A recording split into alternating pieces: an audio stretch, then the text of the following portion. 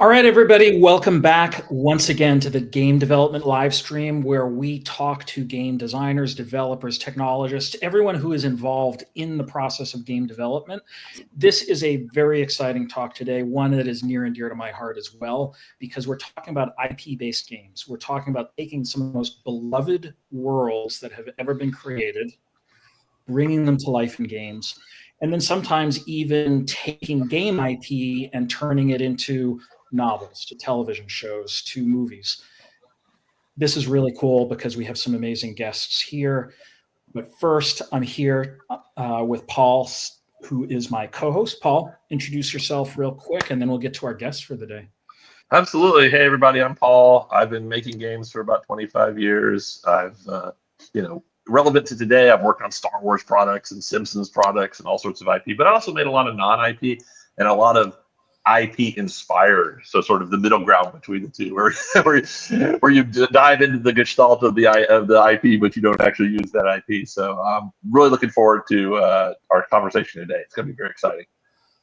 Yep, and I'm Jon Radoff, the other co-host of the show, CEO of a company called Beamable, where we make a development platform for the back end of games. The Star Trek game that I worked on is the posters behind me there, so that'll hopefully give me a little street cred alongside Walking Dead and Game of Thrones.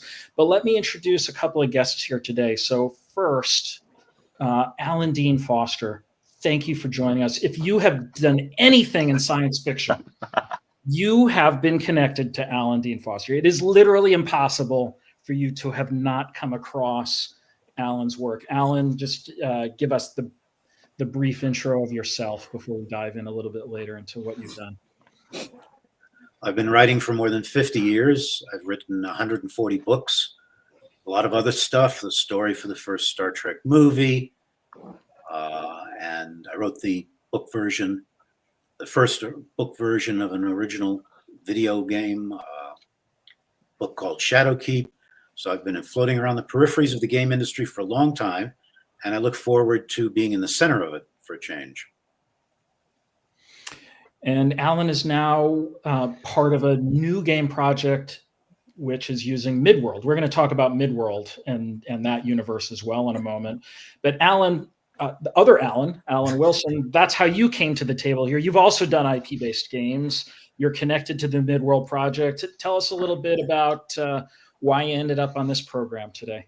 I should ask you that question. The quick version is Alan Wilson, co-founder of Tripwire Interactive. For those who don't know, we did Red Orchestra, Killing Floor, Maneater, published a bunch of other titles, a lot of things going on. I went into semi-retirement, mostly retirement, whatever you want to call it, last year. And now I get to choose the projects I work on more. One of them is just sitting on the peripheries of the Midworld project that you're talking about, helping you guys where I can.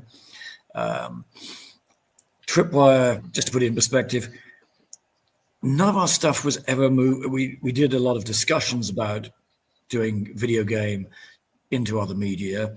And we also had some interesting discussions about taking well-known IP into video games, but we can come on to all of that later. Fantastic. Okay, thanks. Oh, and you probably better call me the sort of lesser of two Allens or something. I wasn't going to get confused. That's too long. I'm not going to be able to pull that off consistently, but we'll go for it for the moment. So, let's dive right into the conversation around, first of all, I want to come back to Midworld, but let's start with what goes right and what goes wrong about bringing a beloved universe to life in a game. I have so many opinions on this after working on Game of Thrones, Star Trek, Walking Dead, Archer, a couple others that didn't ever end up crossing the line, so didn't end up becoming public, but also very well-known IP. You haven't worked in the game industry long enough if you can't point to the failures, by the way. But let's start there. So I'll redirect it to Paul first, just because you had mentioned some of the IP-based games. What is in the core, Paul, of making a game based on an IP and making it successful rather than just sort of a market grab? Or is that No, I mean, this is an industry show, right? And so I think there is a fork in the road, right? I mean, we'd be disingenuous if we didn't say that there was a lot of games out there that we didn't just, dress it up in IP-based clothing and call it a day, right? And then there are those, I think some of the most transformative and sort of important games that people have played, have been rooted in these, deeply important fantasy worlds that we want to play in, right? I go and I see Star Wars, and now I get to drive a TIE fighter myself as a, that's a fundamental promise of video games, right? So I think it's both. There's no shortage of IP-based schlock in the market, and I've certainly paid some dues on that as well. And then I think, again, at its premium, some of the best and the very most important games are rooted in this kind of stuff.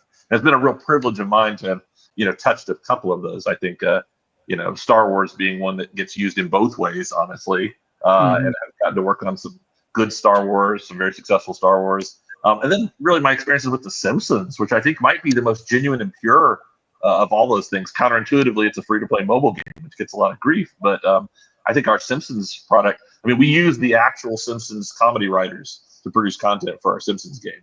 And so it was a genuine, the humor, was flawed, was purely, it was literally more Simpson jokes if you weren't getting enough out of the show, right? And therefore it was hashtag good, right? But yeah, I don't think it's not a binary. Sorry, John, get back to your question. Like, it's not a binary. We're doing both. We're making great extensions, and we're doing, terrible things with IPs in the same breath. Yeah. First of all, I've always been jealous of Star Wars. I've never gotten to work on a Star Wars game, although I did have many conversations with Disney. And in retrospect, I'm actually glad I never worked with Disney on a project, to be completely honest. But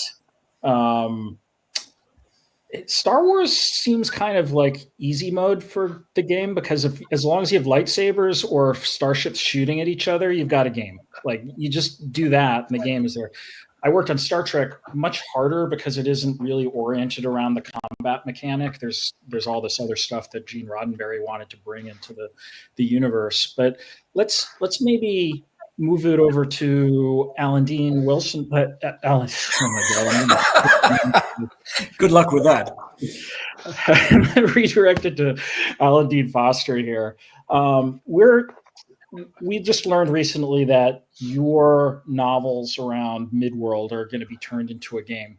Let me ask the question this way. When I first went to George R. Martin, we were working on a Game of Thrones game, and I showed him one of the earliest previews.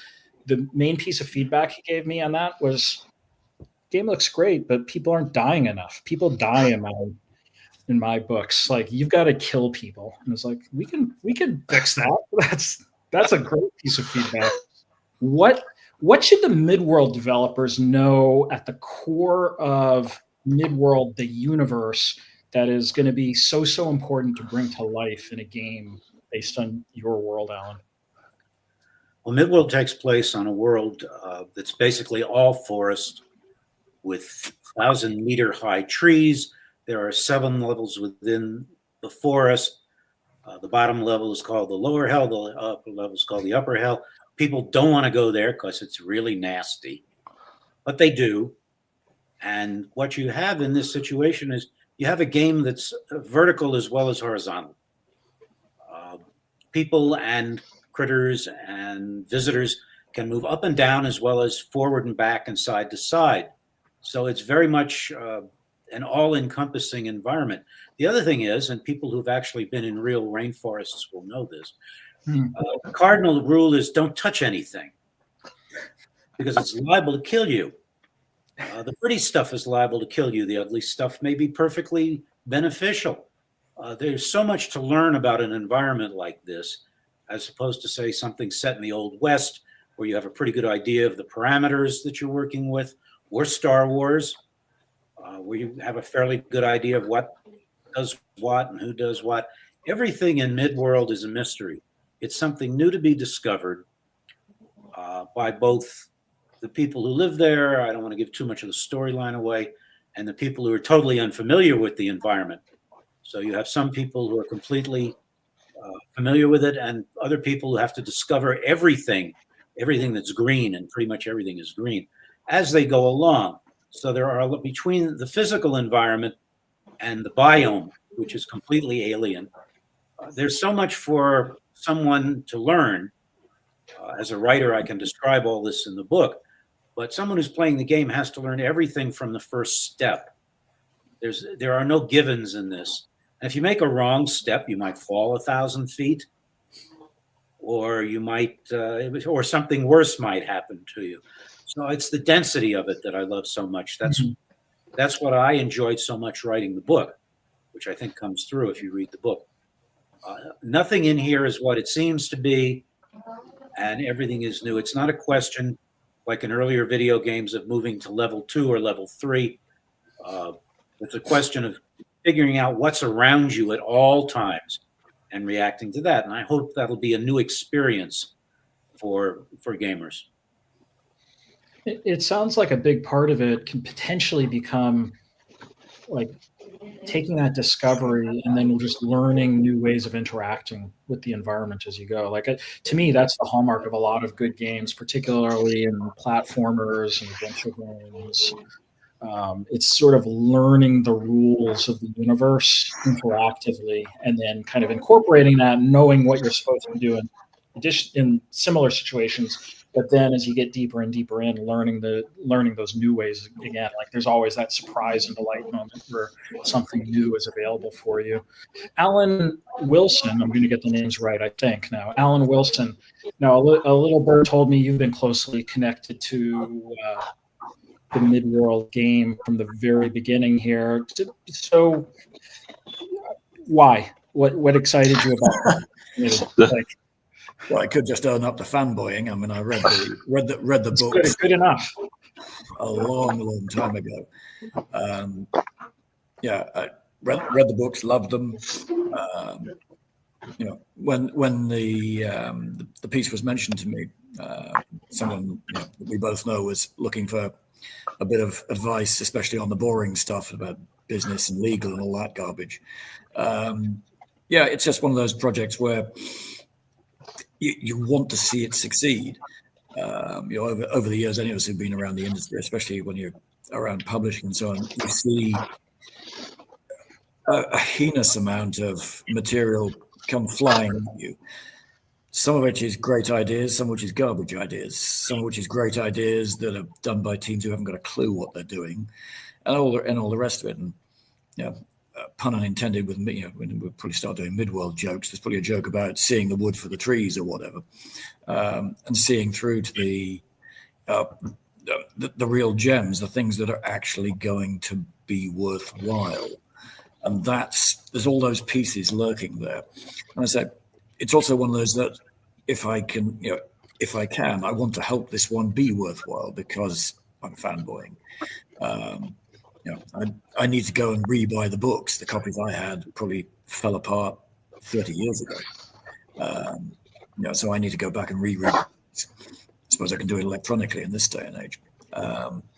So that had a lot to do with it, frankly.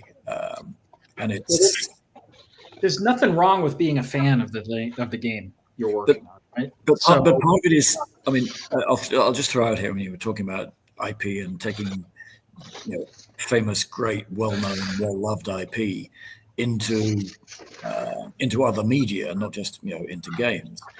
And we've seen it done. It was alluded to that we've seen people doing it just for sort of, can we make a quick buck on the side? Yeah. But I mean, we could also start down the path of how many times have we seen it done horribly badly? Games that. I can go on to the whole 10-yard rant about people taking great IP and thinking, hey, stick this label on our game and it'll be great. And you're going, if it's a crap game, it's a crap game. I don't care what you call it. I had cognitive dissonance on that for a while because when I was building Game of Thrones, I was very critical of what you're describing, which is people just sort of taking the IP and wrapping it around some existing game, as if the IP is just a coat of paint that you apply to some other game, and that you would never have the bones be present of the IP and the values and sort of what was really important to it manifested within the game unless you sort of built it from the ground up. So when I built Game of Thrones, I really approached it that way. And we were reasonably successful. We shipped 11 million copies of the thing, so a bunch of people played it. And we did okay financially, but then after ours had kind of lived out its 7 or 8 year life, someone else did exactly what I was critical of. Just took another game, repainted it with Game of Thrones, and they were super successful. They made tons of money on it, more than we did. So I don't know. I can't say that it was actually, from a commercial standpoint, I can't say that it was a terrible thing to do. Or maybe they were particularly good at finding that exact underlying game that already existed that they could apply to it. Alan, you were just talking about like some of the pitfalls. Like, let's talk about the game industry a little bit more, though. Like, let's go into a little more detail here. Like, what kind of team do you need to build a game like this? I get what you mean. The Midworld game we're talking about? A game that's going to be true to life for Midworld or games like that. We don't have to be like all hyper specific on Midworld, but you said one of the reasons that these games fail is like the team has no idea what they're doing. That comes back to the key. I mean, one of the key things, when I was chief executive at Tripwire, when you're looking at games, one of the idea and the pitch and all the rest of it is all well and good, but all of that comes to nothing if the team can't execute. And that's one of the pieces you learn. You've got to find a way to test. Can the team actually execute? You see people throw together these all-star teams. And we dealt with one or two of those teams who should, on paper, be brilliant. You can do a sports analogy, and so if you haul all these people in, hey, I'm an Atlanta United fan. If you haul that Miami team together with all those superstars, and starting with Lionel Messi, they should wipe the floor with Atlanta. Yeah, we beat them about 4 times last year. So, it comes down to it's that ability to execute.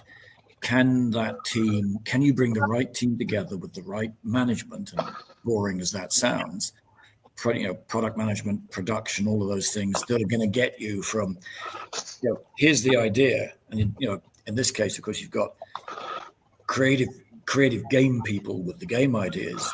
You've got Alan himself, who's actually, just that first intro piece gives you a huge idea for the game developers and for the players of where you're going with the game. What are we looking for in the game? You're looking for that exploration, for the opportunity to discover this world for yourself. And all of that drives what the game should be. But at the end of the day, you still have to have a team that will get to the end. Tripwire is just coming to the end of the run on Killing Floor 3.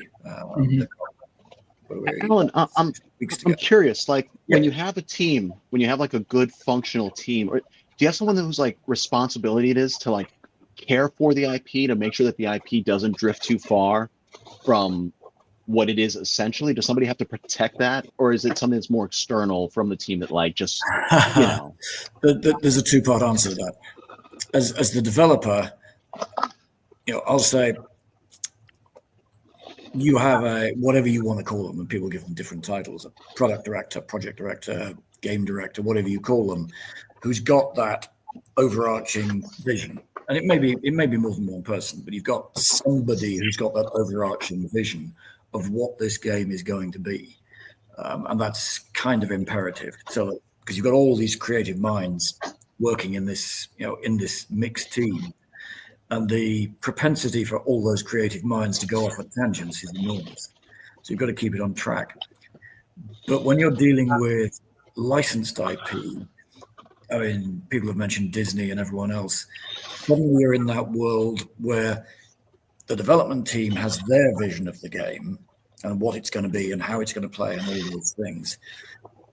And if you're then dealing with some media giant who has a very particular view on what color Mickey Mouse's nuts need to be, then you hear an awful lot of stories of an awful lot of, how shall I put this politely, arguments, disagreements. It can get real hard. So that's if you've got a big gap, you've got to set that up right. You've got to set up the relationship between the IP owner and the developers right, so that they're working in harmony. Trying to do that with all the obvious names, so Disney, Warner Brothers, Fox, whoever owns who these days. You're dealing with these monolithic. Again, I'm going to get myself into trouble. These enormous companies with about as much soul as this table I'm sitting on. One of the things we found important, though, is just to be working directly with original creators. So, for example, when I worked on Game of Thrones, we worked with George. George was part of signing off and giving feedback on story development in the game. We also worked with Dan and Dave, who were the showrunners at HBO. So they were involved in that. The fact that we were close to those people, I think, kept us pretty honest in terms of game content, and also acted as a check to make sure that the game was just aligned to the vision of those creators. Now, I'll tell you, at HBO, they also did things like had a legal department look at every piece of art, and we'd get pieces of art, and they'd be like, "Oh, this looks like too much like Gandalf. Like, do it over." Star Trek was a little bit different because we were dealing with actor likenesses there of a huge cast. I'll give one cheat code away to everybody in the game industry when you're working with that. You never bring one piece of art to William Shatner or Patrick Stewart or someone like that, and you say, "Can you approve this piece of art?" You take two pieces of art to them and you say, "Which of these do you prefer that we use?" Worked every time. Yeah, I've used that myself. but so we have a unique opportunity here. So on the IP thing, I do think that working with the primary sources is big. I agree. It's the secret of success. It was the difference between the Star Wars project I worked on and the Simpsons project. But like the tenor of these relationships must have changed. Mr. Foster, you clearly are you're the lens through which I've seen many IP. As one of the earlier, what was an earlier comment? Yeah, where was it? Yeah, this one.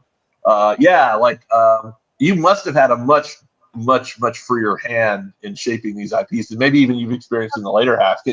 What's your perspective on that? Has it gotten easier? Has it gotten harder? Like, how has that journey been? Well, when I did the book version of Star Wars, it was I went and wrote it, and I wrote a sequel called Splinter the Mind's Eye. It was a 2-book contract, and I turned them in. And George said, "Those are fine," and that was it. And as a writer, then later on, I was asked to write a book that takes place between an original story. It takes place between episodes 3 and 4, called The Approaching Storm. So I wrote it, and then there was a committee at that had to go over everything. I went up to Skywalker Ranch near San Francisco, sat down with them all, and I got questioned, kind of like on one of those true crime shows where you actually see the police questioning the criminal. You kind of feel like you're the criminal a little bit in that situation. Well, why did you do this? This character wouldn't, and you end up having to explain everything, like why you did the belt buckle on this character in this shape, and it's really kind of irrelevant to the process of creating the original work. But it has become much more difficult to do things like that. Most of the earlier novelizations I did were very easy because they were ancillary rights. Nobody cared. You did the book, you turned it in, and that was it. And then it got tougher and tougher. And as the books became more popular, more of the people involved with the film production wanted to get involved and put their 2 cents in. And then it became a nickel, and pretty soon it got, I'm killing the metaphor, but it's much harder. I actually wrote a video game. I actually was involved with the production. It was called The Marex. It was done up in San Francisco. I ended up flying from my home in Arizona up to Palo Alto once a week. And the people behind it wanted to do a video game. This is in the days when all video games were on CDs. And they didn't really know exactly what they wanted to do. So I created the game and I started writing the details. It's like, well, where do we get artists? So I brought in a couple of artists who were friends, David Mattingly and Barclay Shaw, who were great science fiction artists. And I worked with them, and we were left pretty much alone with that. And then the powers that be decided they wanted to do the first real-time video game. So they rented the Palace of Arts or something in San Francisco, and it was cost six figures to put this on. Sony supplied all the computers. The press was invited. I don't know, there were 100 guests. They were all invited to watch the game and participate.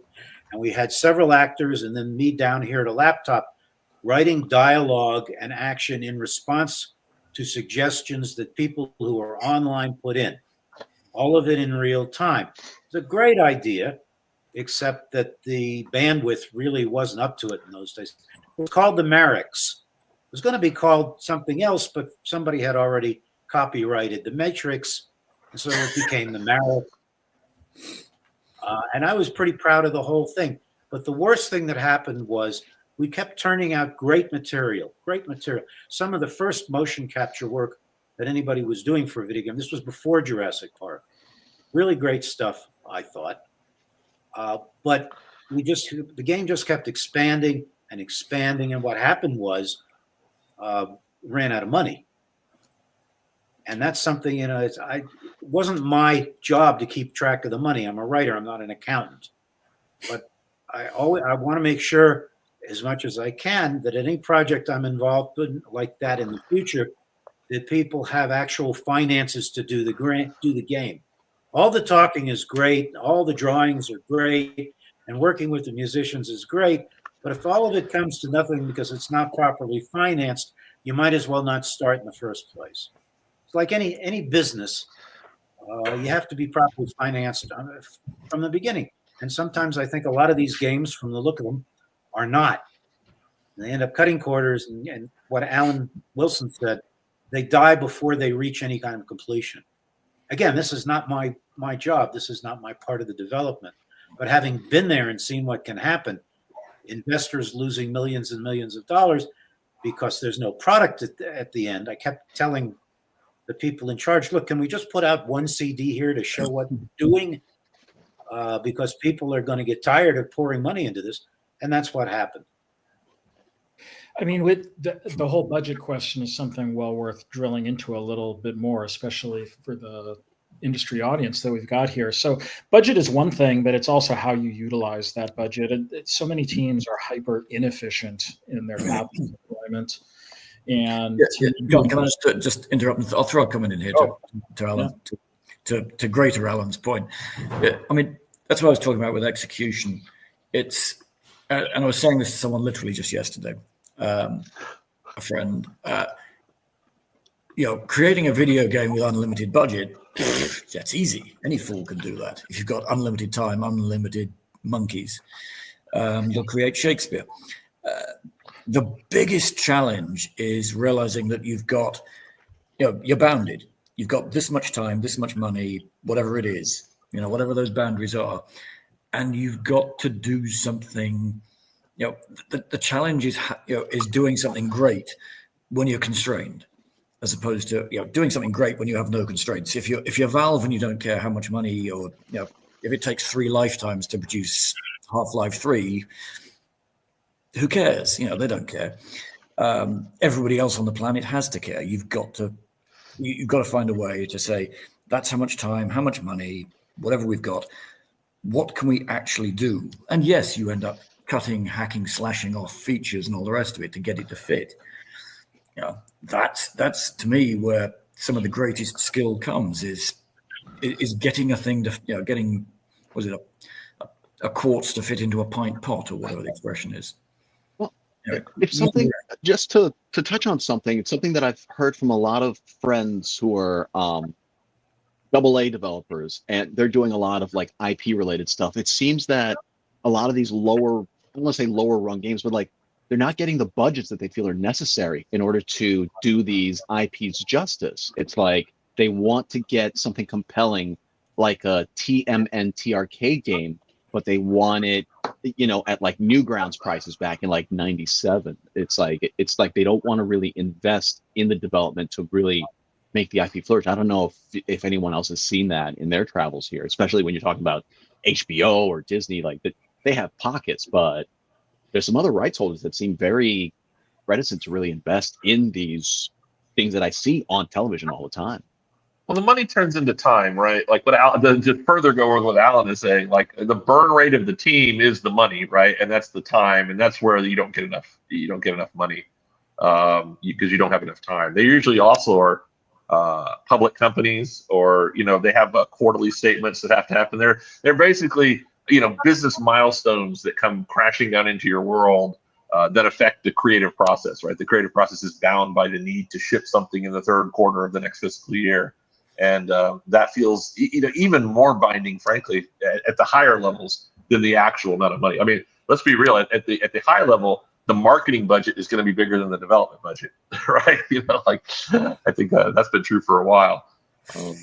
But the time binding is a killer. It's an absolute killer. The budget is going to be largely determined by things like what did other games like this cost to make. Precisely. And therefore, we'll deploy this much capital, and often there's not a lot of flexibility around that. But then there are variables that you can control. One of them is what is the velocity of that team, which is a lot about the talent of the team, a lot about choices made by that team, a lot about the things that they want to try, and sort of smart risk management along the way. For us, building a game like the Star Trek game that I did, we actually built 5 different games before the 5th was like the one, because we had to go through a discovery process with Star Trek in particular, because like I said, it's different than Star Wars in that we couldn't just rely on a pure combat mechanic, although there have been some combat-oriented Star Trek games that have been reasonably successful. We wanted to bring the sort of the Gene Roddenberry sort of universe to life in a way where it was about the story of Star Trek more than the fighting of Star Trek. And turned out it was really hard to do well. And we didn't really figure it out until the 5th time. But the only thing that kind of saved us was the maximum we spent on any of those 5 or the 4 other designs we didn't use was like 2 or 3 months.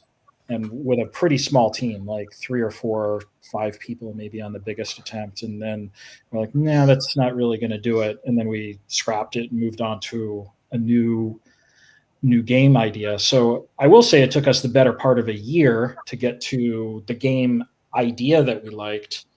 But the good news was we didn't spend tons and tons of capital getting to the idea. Once we had the idea, everybody loved it. We showed it to fans. Actually, what the thing we did is we actually presented it at Penny Arcade and had a booth, and we got fan feedback. And then we even incorporated fan feedback into the game, changed the build by the second day, did a little tweak on it. And it was still like another year to actually build the game.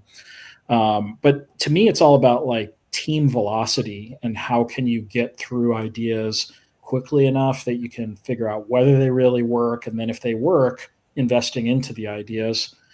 I think too many teams chase like a bad idea for too long because it was the idea that was theirs, instead of thinking that it's a process of getting at the fun, instead of like trying to force the fun out of something where the fun is never going to appear. Like, several of us here are people who have been in charge of games. So what do you think of that thought, Alan Wilson? I saw you smile. I don't know if it was an agreement or like you thought I was completely off. Am I wrong? No, I'm always going to find a way to take issue. Yeah,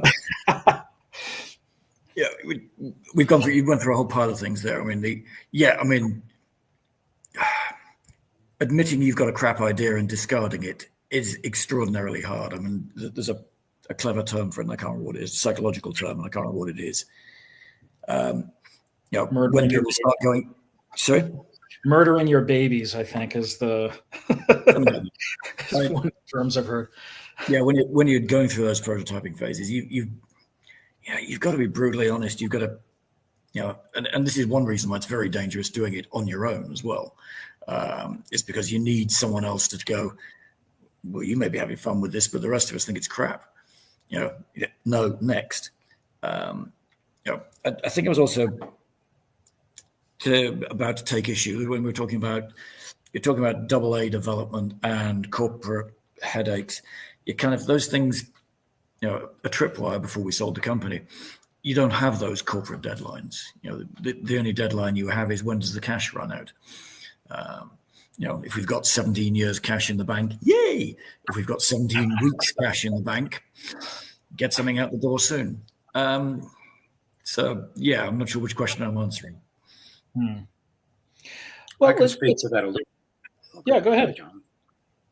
No, when I was doing the novelization of The Black Hole, this is speaking to what other Alan said. I thought it was beautiful to look at, but the rest of it needed some work, and I won't go into that. But as I was working on the book, I drew up a list of 70 suggestions of things that I thought could be fixed in post-production cheaply that would improve the film. The mistake was not asking for any money for this, which I suppose made people immediately suspicious. But I just, as a fan, wanted to see the best film possible when the film finally came out. And I turned it into my contact at Disney and heard nothing and went on, finished the book, went on to another project. And sometime later, I ran into another person who knew that person at Disney. And I said, did anybody ever read those 70 suggestions that I put together? I said, I guess they just fell by the wayside. And he said, no, they actually had a meeting about it, and there was yelling and screaming. And of course, none of the suggestions were ever adapted. And that's another thing when you're working with a big company that you have to watch out for. Everybody's enormous ego is involved. And you mentioned, John, having the two pictures as an example to show.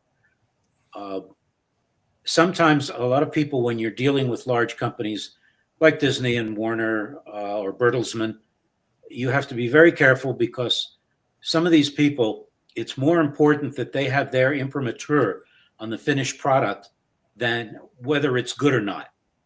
And that's a hard thing to get around sometimes. So I haven't met any of those people working on Midworld, and I hope I don't. I hope we all just settle on like one big happy family. But with a big outfit, you have to be careful about stuff like that. I'd love to actually take the conversation in a slightly different direction for a moment anyway, on the idea of starting with a game and turning it into the IP. We've been mostly talking about like Star Trek, turning that into a game, for example. But there's a recent trend towards much more of the former happening where, for example, Last of Us or Fallout, Halo, these are all examples where pretty significant TV series have been created based on the IP that started in a game.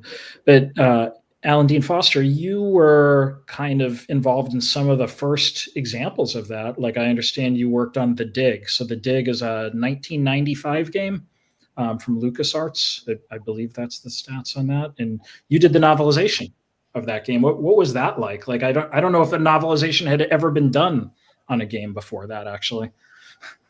Well, I had done one. I actually did the first one, but it was an original game called Shadowkeep.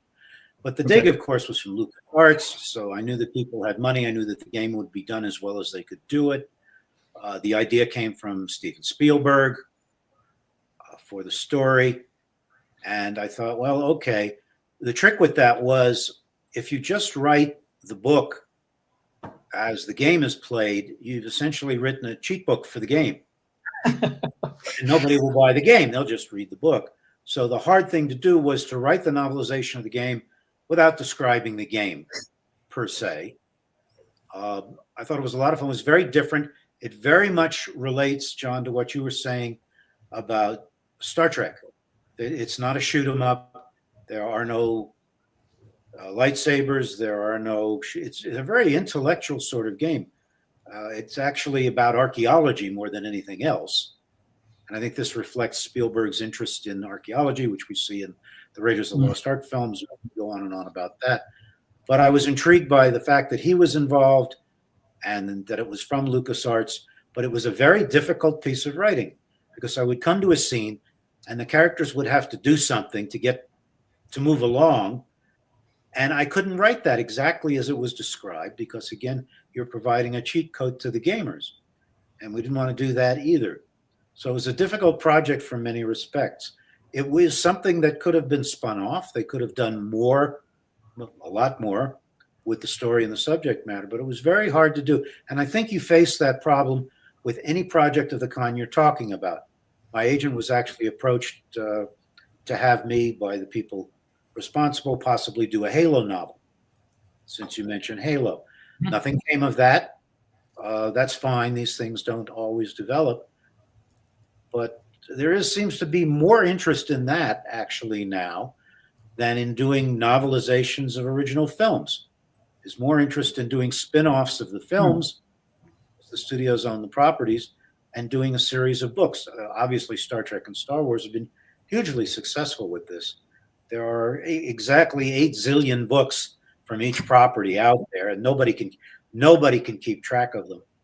In fact, I remember that time that I went up to Skywalker Ranch, that they had actually hired a person, you talk about the ultimate fan job, whose task was to do nothing for 5 days a week, but make sure everything stayed in context with canon. Whether it was a lunch pail or a McDonald's cup or anything else, it all had to fit in canon. Prior to that, stuff just flew around all over the place until the studios realized that fans really zeroed in on things that contradicted each other. But the dig was difficult to do. I'm very proud of the resultant work. What you have the final book stand on its own as a readable story, even if you've never encountered the game. That, I think, is the most important thing to do. Mm-hmm. Yeah, and if I look at The Last of Us in particular, it's a series that I really enjoyed. I had played it. It's interesting hearing some of your comments about the cheat code for the game if you read the story. So about 90% of the Last of Us TV series is very, very close to what you do in the game. It's like watching you play the game all over again. And having played the game, I really enjoyed that. Except he doesn't stop and loot every single body along the way. He doesn't do that. Yeah, that would be weird. But then they had that one episode, and I won't give any spoilers. Just consider this an advertisement to watch. Everyone's seen it. Yeah. Watch the series. But there's an episode that features a couple of characters from the universe where you really didn't ever interact with them in the game, but it was the most brilliant episode in my mind, and it was true to the story, true to the themes, and very deeply moving emotionally. And I liked the way they were able in the TV series to use the game at the core and then still tell new stories in that universe through the media. Gwen is saying, yeah, go ahead. I think the really smart thing they did with Last of Us, the games themselves are very, very good. Everyone, that's clear. I think some of the things they did is there's moments like that where they're picking on things that are peripherally mentioned in the game and giving them life and building out enough of a story to them. But that's one of those occasions when they took a game. And there's always that thing when you're playing through a game like that, how deeply involved in the story and the emotions of the characters are you really? Or are you just going through the mechanics because the mechanics are fun? What they did, I think, personally, they did so well with the TV version of that was they brought those characters to life emotionally and actually had you in a way that TV and movie can do, and it's very hard to do in games. What they did was to get you emotionally involved with those characters and actually give a shit. In game, you die, you respawn back at the last checkpoint. Hey, okay, it's annoying, but that's what happens. In a TV movie take on it, you haven't got that thing. So now it adds depth, adds nuance, adds emotion to the characters that you don't really get in the video game. Is my take on it. So I have a much earlier comment here that I wanted to bring back up and then talk to Alan a little bit about it. So Brian Reynolds, very famous game designer. Thanks for joining us in the audience today. Brian worked on some of my favorite games like Alpha Centauri, speaking of science fiction games. So Brian says here he was kind of inspired by the work you've done, Alan Dean Foster.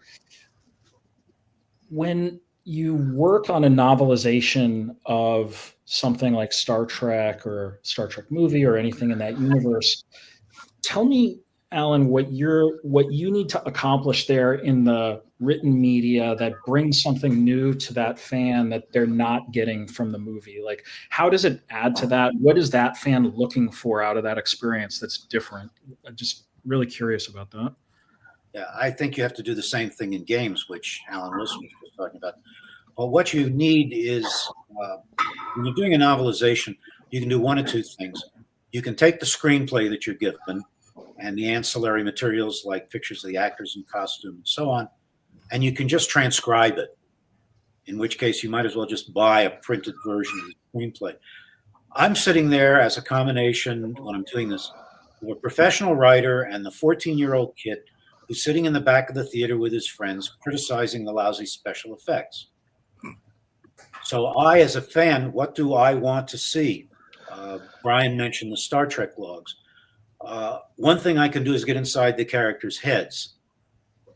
Now, there's not a lot of action there, but there's a lot of story. Why does a character do something? You're playing a game, I presume you want the same thing. Why is the character doing this? He's shooting so-and-so. Well, what's going on in his head while he's doing this? What are his motivations? What are the things that you can't show on television or on a movie screen? That's one thing. The other thing is the surroundings. With a film or a game, it's a lot easier. You just see them.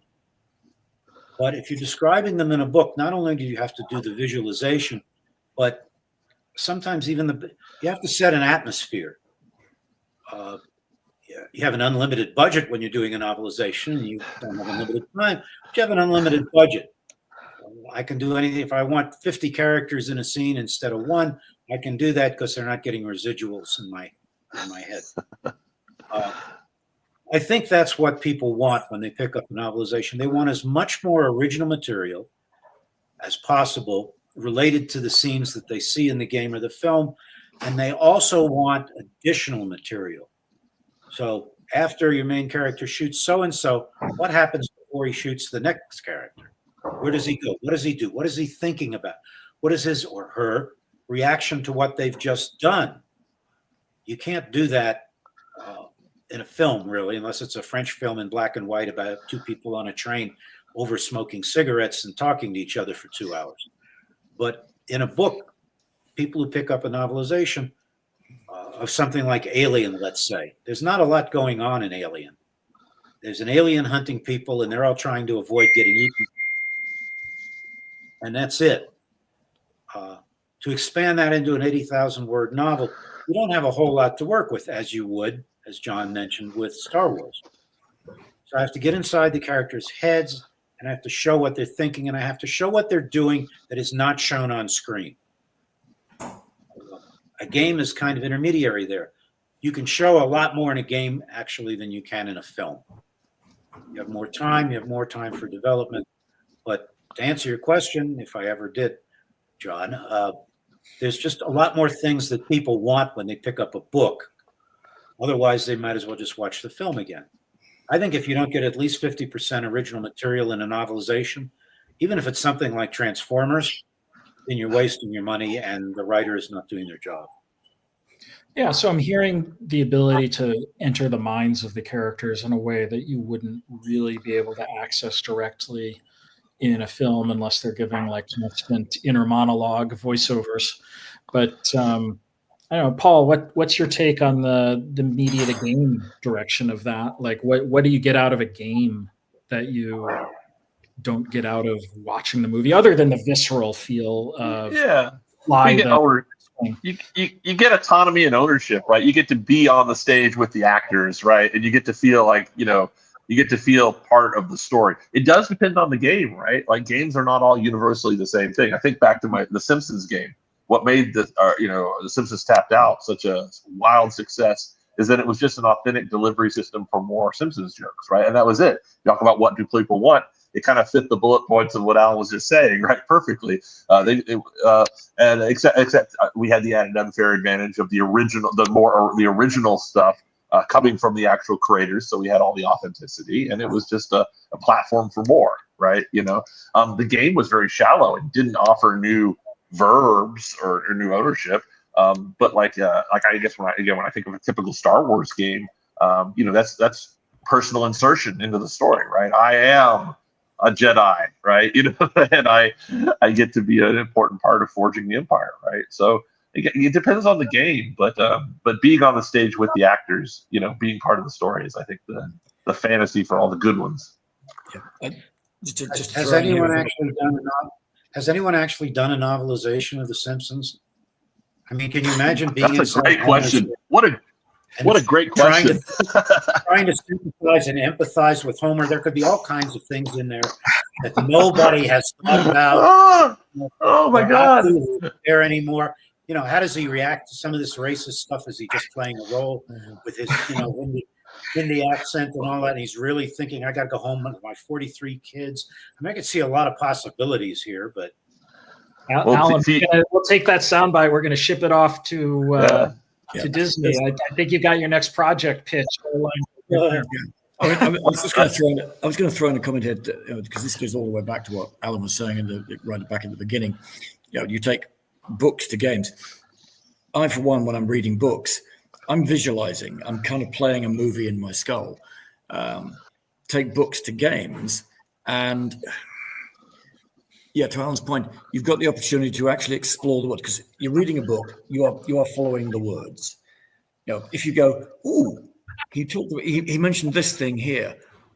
I wish I knew more. In the book, you don't, because the book, when it turns up on your, in your hands, it's finished, it's done. So in the game, you can just go, I'm going to sidetrack here, and let me explore this bush. Let me go up this. To Alan's point, let's just go up a level. What actually happens up here? I want to know. And that's down to the developer. I mean, how much, and the type of game you're trying to build. If the game is meant to be very linear and is meant to take you through, dare I say it, like The Last of Us, go through, this is the plot, or do you play something, or do you put together a game where you can actually almost open world it and explore all around you and go, this bush that was mentioned, or this thing here, or this creature, or what happens if I stick a finger in it? Ow. That's part of the fun of games, is that you can, while there's maybe a linear plot you're supposed to be following, you can sidetrack in your own time. It's back to agency. Anyway, rambling. I have a spicy take on that because I believe what you're saying, Alan, completely. But I do think, when I'm thinking in my game design mind, that giving people the power to do everything is often giving them the power to suck. And I mean, I want my narrative experience to be written by Alan Dean Foster, not by Paul Stephanouk, right? And so when part of the reason I play the game or read the book is that a master craftsperson has assembled something that's desirable, right? So I don't know, man. The one thing I can guarantee about Midworld is that people who play the game will learn stuff inadvertently. But they'll learn about ecology, and they'll learn about what you touch and don't touch, and why you do it and why you don't do it. There's plenty of action, but you'll learn things as you go along too. If you don't learn things, you won't survive the game. You'll never get to the end. I love the comment that we've got from the audience here. The question about, do you think IP games are more about the gameplay loop versus the original content? So I have a take on that, but let's let folks here comment first. Paul, I'm going to throw it I to was you. I was really wrong about this. If I'm going to be a talking head on the screen, just as I was wrong. I've traditionally been a sort of a dismissive of games like The Last of Us, right? That are largely like very slow movie. I think of them as slow movies, right? And I think that because I want gameplay agency, I really want to have. I want that self-insertion fantasy, right? And I was just wrong. I think Last of Us was one of the games that just realized, hey, Paul, you're just wrong about this. Like the fidelity and the nuance of the story and the characters are just so good that I came around. That I really came around on this. So. I mean, if you're gonna ask me to play a game versus watch a movie or read a book, the gameplay loop has to be good. Otherwise, why are you burdening the story with that work, right? So I don't. Again, Last of Us is one of those games where it was good, right? But I think each medium needs to play to its strengths, right? So I hate press button to turn page kind of games that are just spoon feeding me narrative. But yeah. I want to kind of somewhat question the premise of the question, which is that those two things are even separate. Because if we want to keep going with Last of Us as an example, so one of the themes I took away from Last of Us as a game is the preciousness of every individual life and how important each individual is and how they have their own story and narrative. I feel like that was a very intentional creative decision in their story making. One of the ways that manifests in the gameplay loop is every time you kill someone and their body is discovered, someone comes in and they're like, hey, what happened to Kenny? Kenny's dead. Every person had a name. Even the dogs had names. So like if you took a life, you had this emotional moment, at least for me, because hopefully I'm not a pure sociopath after playing lots of murder games for decades, but like I would hear the individuality of that character that I shot get some recognition. And is that the IP or is that the gameplay loop? I mean, to me, it actually, because of how consistently it was done as part of the combat cycle, like that's actually part of the gameplay loop, but it was also connected to the theme of the storytelling of the game. So that's always what I tried to do in the games in IP that I worked on, which is that the gameplay loop was reflective of the key themes of that universe. And what I heard from Alan Dean Foster earlier for the Midworld game is this idea of discovery and unlocking the secrets in a way that you really have to learn and be paying attention is going to be part of the theme of like how you survive in this world. And if you're not paying attention, then you're not going to really learn the things that are the survival skills. I think they're like, without giving the team like a whole bunch of ideas in real time, although we should have the team back to talk about their actual ideas, like the designers, like there just seems like there's so many really creative ways you could bring that to life in a game. And I see some of the folks from the team showing up. There was an earlier question, hey, what kind of game is Midworld going to be? And I didn't want to try to answer that for the team, but we've got Daryl from the team working on the Midworld game answering that. So 2D adventure game is the answer. But Daryl, the piece of feedback I'd give is that the person who asked that earlier, let's try to find Don's comment again. Don said something about what happens. Yeah. Oh, Oscar and I are fighting over the comment. Go, Oscar. You can go. Yeah, thanks. Oscar, I'll let you do your job. The question was asked what kind of game is planned for it, but assuming it sells, what about the second, third, fourth, etc.? So yeah, a game doesn't have to be one game either. It can be decades. Like people are still playing Diablo.